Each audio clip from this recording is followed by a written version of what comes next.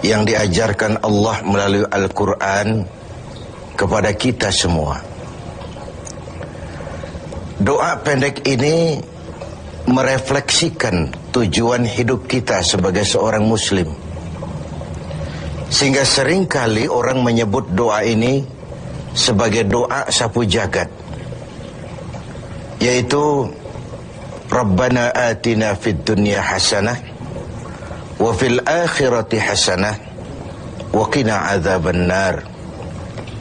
Wahai Tuhan kami, berikan kami kebahagiaan di dunia ini, kebahagiaan di akhirat nanti, dan selamatkan kami dari azab neraka. Dunia dan seluruh isinya sesungguhnya merupakan tujuan hidup jangka pendek dari setiap pribadi muslim.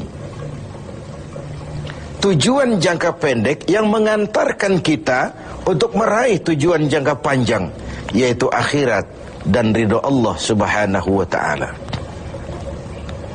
Untuk kedua tujuan ini, Islam mengajarkan nilai keseimbangan. Bekerjalah buat duniamu seolah kau akan hidup selamanya, tetapi bekerjalah buat akhiratmu seolah kau akan mati besok. Nilai keseimbangan ini kemudian diterjemahkan dalam berbagai aspek kehidupannya. Dalam berbagai aspek kehidupan. Bagaimana si kaya harus membantu yang miskin. Bagaimana si miskin berusaha dan hidup tidak menjadi beban bagi yang lain. Kelihatan nilai keseimbangan itu. Bagaimana si tua menyayangi yang muda, bagaimana yang muda menghormati yang tua.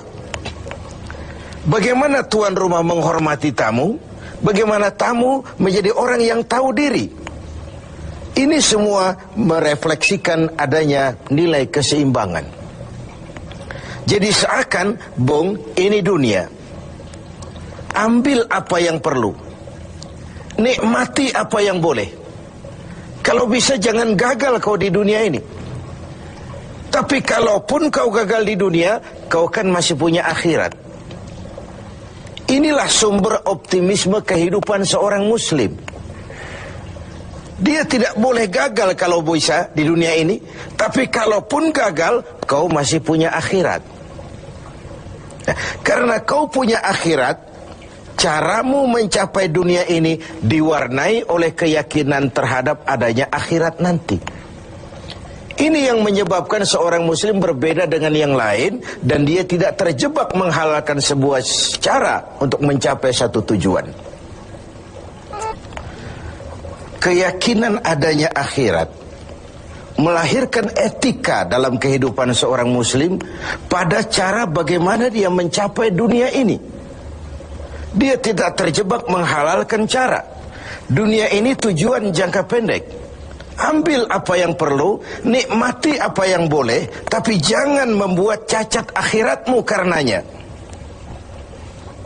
Inilah yang membedakan kita dengan yang lain.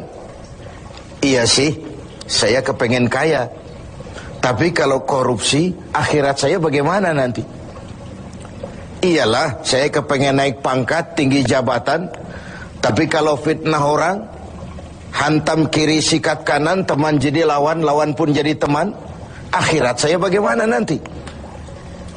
Ini melahirkan etika pada tata cara mencapai kehidupan dunia, tidak terjebak menghalalkan segala cara untuk mencapai sebuah tujuan. Karena apa? Tidak satu perbuatan dunia yang bagaimanapun kecilnya yang tidak akan berakibat akhirat. Raih duniamu, ambil apa yang perlu, nikmati apa yang boleh, tapi pada sisi lain jaga jangan sampai dia membuat cacat di akhirat nanti. Nah, seorang muslim yang baik tentu yang pandai meraih dua tujuan ini, mencapai fid dunya hasanah wa fil akhirati hasanah.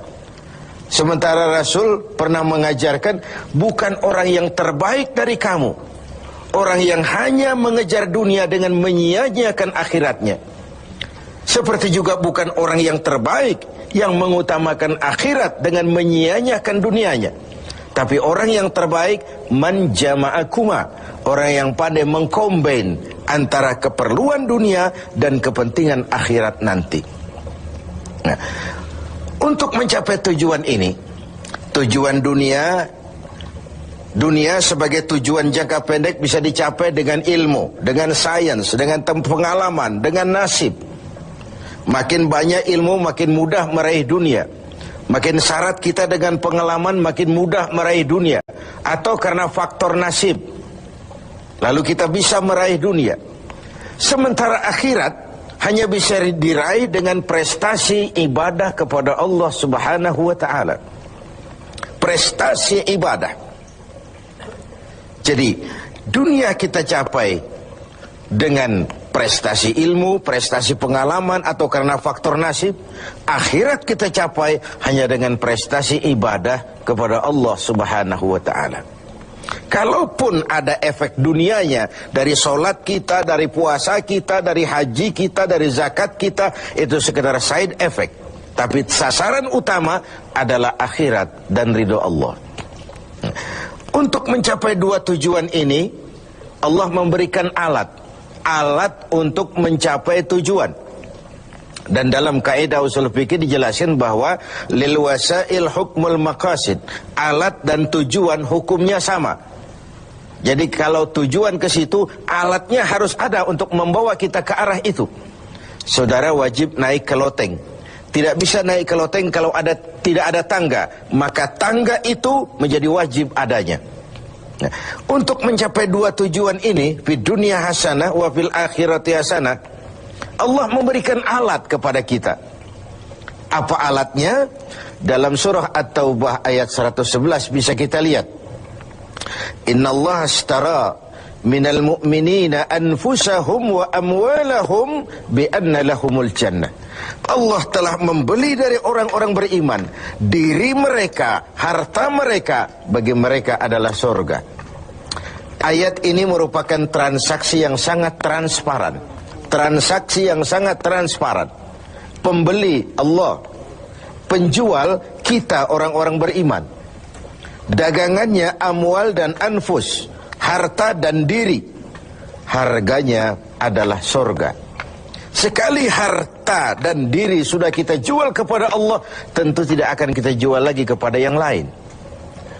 Jadi dengan kata lain, harta itu apa? Semua bentuk materi yang kita kuasai. Uang, tanah, kebun, pabrik, dan sebagainya. Lalu yang dimaksud dengan anfus, diri itu apa? Semua kekayaan yang ada dalam pribadi kita. Konsep, pikiran, ide, wewenang, jabatan, kemampuan, skill, itu semua anfus. Untuk tujuan jangka pendek, harta dan diri harus jadi rahmah bagi lingkungan. Untuk tujuan jangka panjang, harta dan diri harus menunjang jalan menuju ridho Allah Subhanahu wa ta'ala. Itulah jalan kalau kita ingin mencapai fid dunya hasanah wa fil akhirati hasanah. Dengan kata lain, yang alat itu jadikan dia sebagai alat. Jangan dia dijadikan tujuan. Sekali alat kita jadikan tujuan, maka kita akan kehilangan tujuan yang sebenarnya. Begitulah sang waktu sering menggeser alat menjadi tujuan. Tujuan kita adalah kekuasaan. Tujuan kita adalah kekayaan. Tujuan kita adalah popularitas. Tujuan kita adalah menghimpun segala macam kekuatan. Padahal itu cuma sekadar alat untuk mencapai fid dunya hasanah wa fil akhirati hasanah. Kalau alat kita jadikan tujuan, kita akan kehilangan tujuan yang sebenarnya. Dan akhirnya kita akan terjerat kepada fata morgana. Kita sangka itulah tujuan itu. Kita sangka kita sudah sampai kepada titik yang kita tuju. Padahal cuma pandangan yang menipu saja. Akhirnya kita terjerat dalam arus siklus yang berkali-kali diperingatkan oleh Al-Quran. Alhaakumut takatsur. Kamu telah celaka lantaran berlomba-lomba menjadikan alat sebagai tujuan. Berlomba-lomba menjadikan alat sebagai tujuan. Karena itu, gunakanlah alat sebagai alat untuk mencapai tujuan. Dan bukan malah alat yang dijadikan tujuan. Berapa banyak pun harta kita miliki, dia cuma alat. Setinggi apapun kedudukan yang kita capai, dia cuma alat. Sebanyak apapun ilmu pengetahuan yang kita kuasai, dia cuma sekedar alat untuk mencapai fid dunya hasanah wa fil akhirati hasanah. Dengan puasa Ramadan kita harapkan menjadi laboratorium rohani yang membina nilai-nilai keseimbangan. Sebab kalau tidak ada nilai keseimbangan, akan pincanglah gaya hidup kita. Tidak mustahil kita terjebak pada materialisme, hedonisme yang pada akhirnya lagi-lagi mengantarkan kita kepada fata morgana. Semoga ibadah puasa makin menyadarkan kita untuk memperalat yang memang alat dan menjadikan tujuan yang memang tujuan untuk mencapai fid dunya hasanah wa fil akhirat.